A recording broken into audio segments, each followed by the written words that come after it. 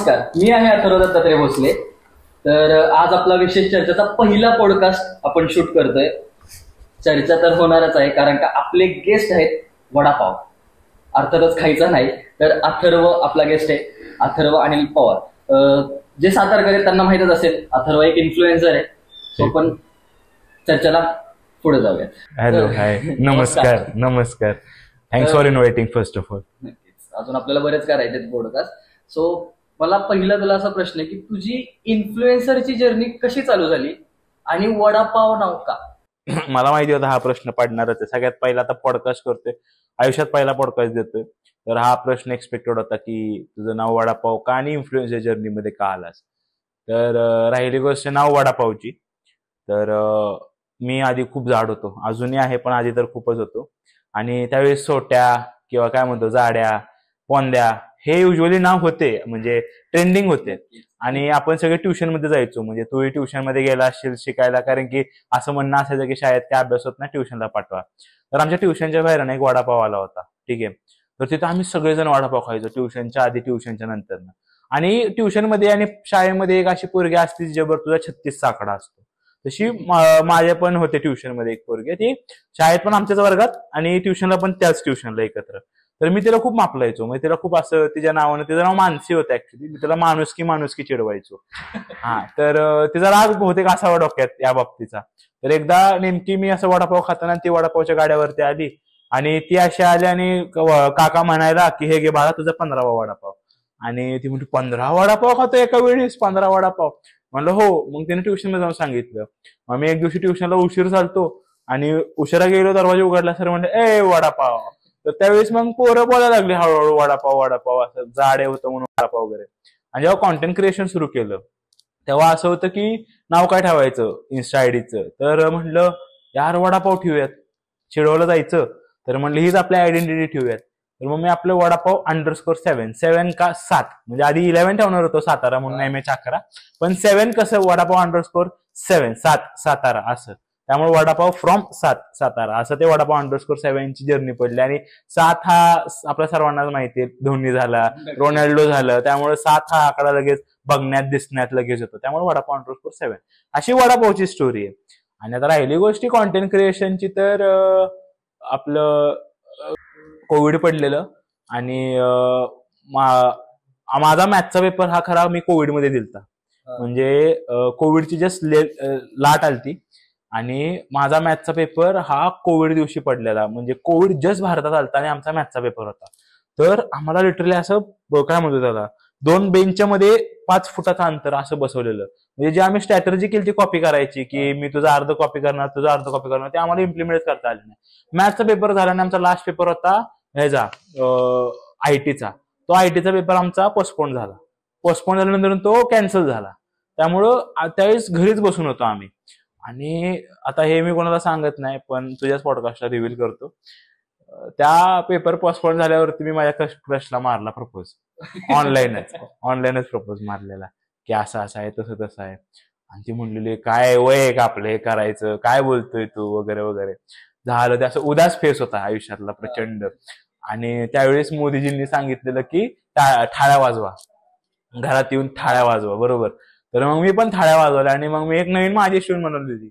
आणि तसं वाजवता मी माझ्या बहिणीला म्हणलं, बहिणी ऐक की माझं एक असं काम करून. त्यावेळेस सगळे शोर टाकत होते, आय गेस लाईव्ह गेलते, शोर टाकत होते. म्हणाले बरं आहे सगळे थाळ्या वाजवत. आणि म्हटलं बरं आहे, मी पण माझा व्हिडिओ काढतो आणि टाकतो. म्हटलं सेलिब्रिटी सेलिब्रेट करतात तर आपण का नाही, आपण पण कॉमन मॅन आहे. मग ते थाळे टाकायचा एक व्हिडिओ केला मी आणि घरी आलो. आणि मी खरं सांगतो, मला आतापर्यंत जेवढे पण कॉन्टेंटचे आयडिया झालेत ना, हे सगळे वॉशरूम मध्ये आलेत. म्हणजे कार्यक्रम करताना म्हणा किंवा आंघोळ करताना म्हणा किंवा असे प्रचंड. तर एक दिवस असंच मी आंघोळ करत होतो आणि म्हणलं यार, त्यावेळेस आहे ना असं खूप लोक व्हिडिओज बनवायला लागलेले आणि त्यावेळेस रील्स वगैरे नव्हत्या. त्यावेळेस खूप असे व्हर्टिकल हॉरिझॉन्टल फॉर्मॅट्स व्हिडिओज होते, IGTV होतं, टिकटॉक तुला माहितीये का, टिकटॉक मी 10वी असताना चालू होतं. मला जेव्हा 10वीची सुट्टी पडलेली ना, त्यावेळेसच टिकटॉकचा क्रेज आलता. त्यावेळेस श्रद्धा कपूरचा एक ट्रेंड आलता माहितीये का, ए विलन स्माइल. त्यावेळेस त्या साईडला श्रद्धा कपूर आणि या साईडला मी आहे, असं तो ट्रेंड होता म्युझिकली वरती का टिकटॉक वरती. हे मी पण केले, कारण का मी जेव्हा 10वीची एक्झाम दिली ना त्यावेळेस मला कळालं की हे टिकटॉकचं काहीतरी नवीन फॅड आहे आणि त्याच्यावरती व्हिडिओ करायचे. आणि एकच डोक्यात आता व्हिडिओ केले आपण की आपण फेमस होणार.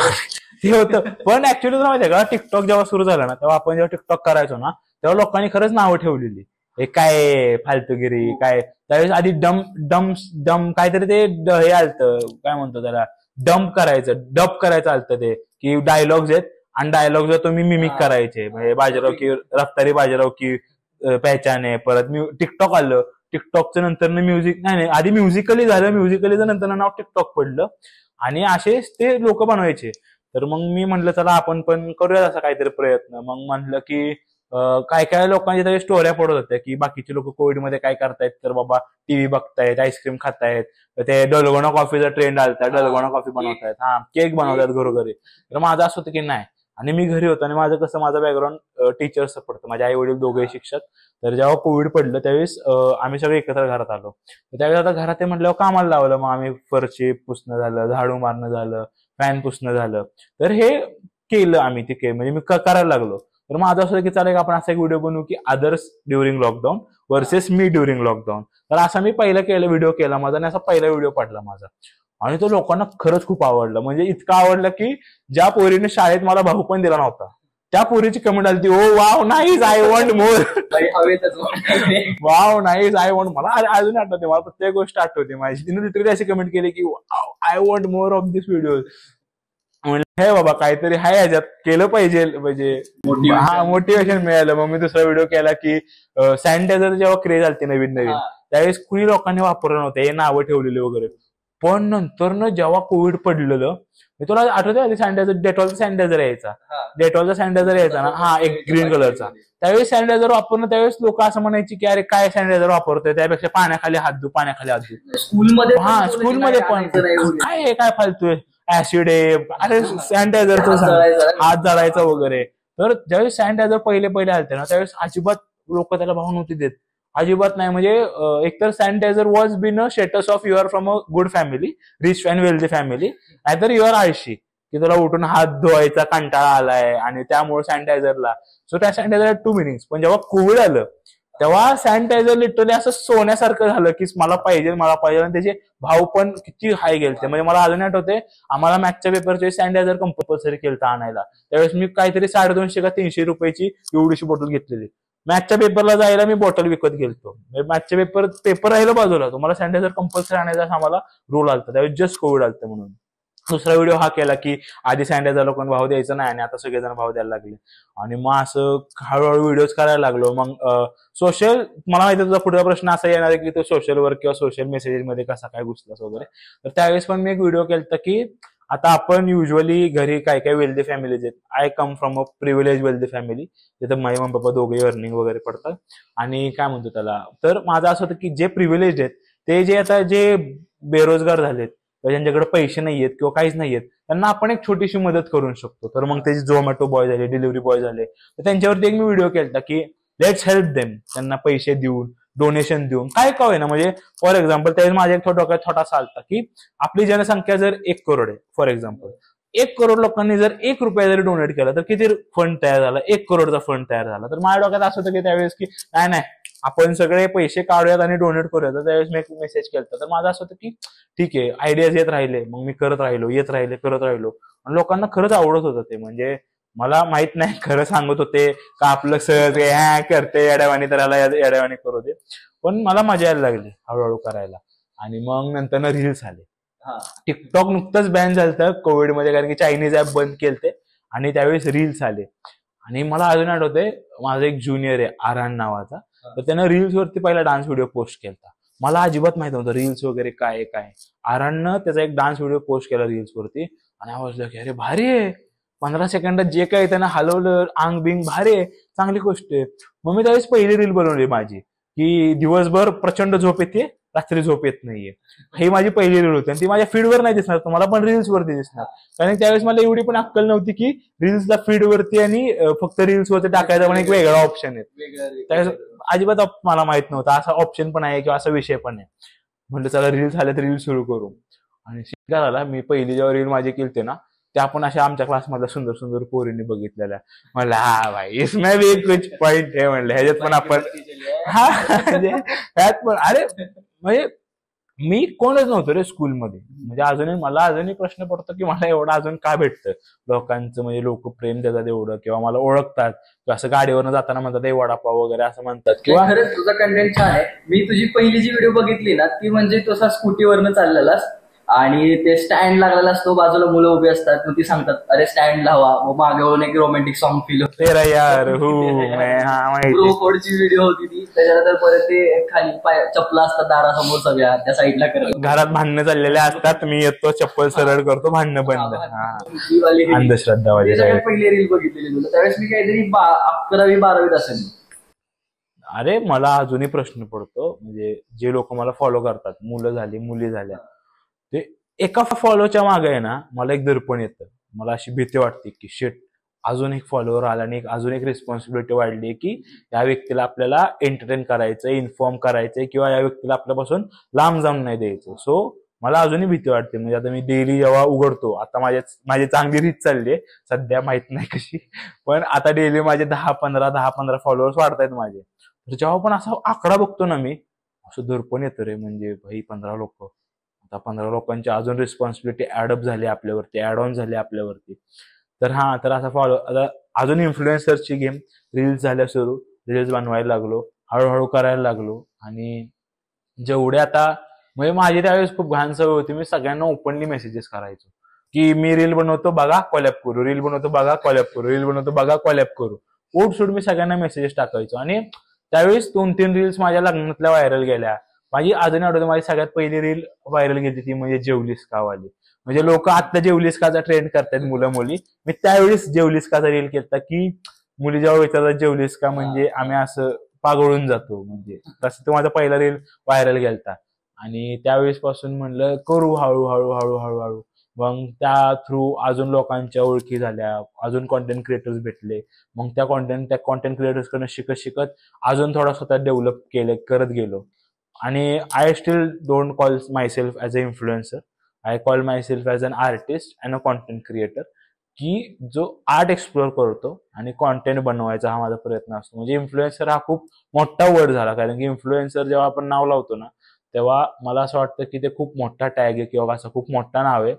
असं मी तरी नाही टॅग लावून शकणार, बिकॉज मी 100% चांगला नाहीये, मी 100% प्युअर नाहीये, मी 100% असं चांगलं काय काम करतो. विजन असेलच की म्हणजे होशीलच नक्की, म्हणजे तू ह्या स्टेजवरती नक्कीच पोहोचेल की बाबा हा आता सॅटिस्फाय मी नक्की, मला इथपर्यंत पोहोचायचं होतं. अरे सॅटिस्फायचं बरोबर आहे, पण आपल्याला लहानपणीपासून शिकवलं असतं की the moment you are satisfied you are doing something wrong.